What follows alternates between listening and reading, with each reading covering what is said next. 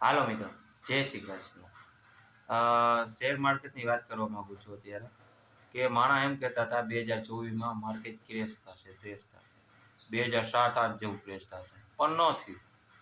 અત્યારે માણસો એમ કે 2025માંય થાય અને 2026માંય થાય. માણસો બોલે છે, ખાલી કહે છે, પણ એવું થતું નથી.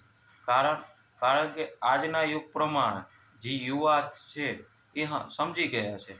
જેટલું માર્કેટ નીચે પડે, જેટલું માર્કેટ ક્રેશ થવાની તૈયારીમાં હોય, એવી રીતે મેં આની પહેલાં એક વિડીયોમાં મારામાં કીધું હતું, એવી રીતે આજનું યુવા ધન, બરાબર, યુવા એમાં ઇન્વેસ્ટમેન્ટ કરે છે, બરાબર છે.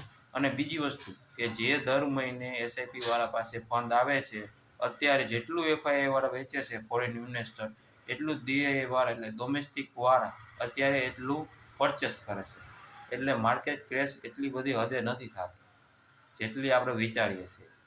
અને જે રીતે અત્યારની અવેરનેસ છે એ પ્રમાણે મને નથી લાગતું કે જે 2007 અને આજ જેવો ક્રેશ આવ્યો હતો એ હવે ફરી આવશે. કારણ કે જેમ માણા ક્રેશ થાય છે, જેમ માણા 300 પોઈન્ટ 400 પોઈન્ટ નિફ્ટી ફિફ્ટી પડે છે, બરાબર છે, નીચે જાય છે, એવી રીતે બાય કરે છે, બરાબર. એવી રીતે ઇન્વેસ્ટમેન્ટ કરે છે સ્ટોકમાં.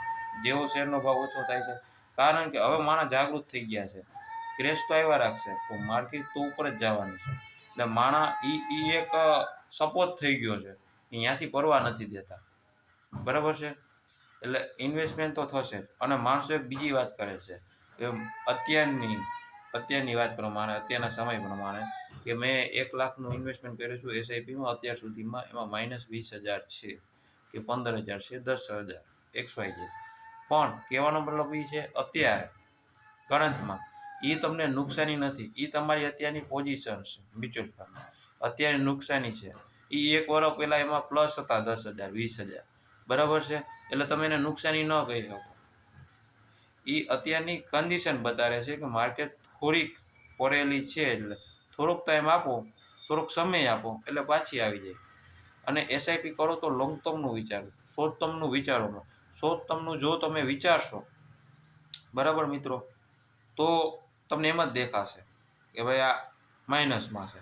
એટલે હંમેશા લોંગ ટર્મનું વિચારશો તો કોઈથી વાંધો નહીં આવે. બધાથી વધારે અત્યારે એમાં જ રિટર્ન છે, સ્ટોક માર્કેટમાં, શેર માર્કેટમાં.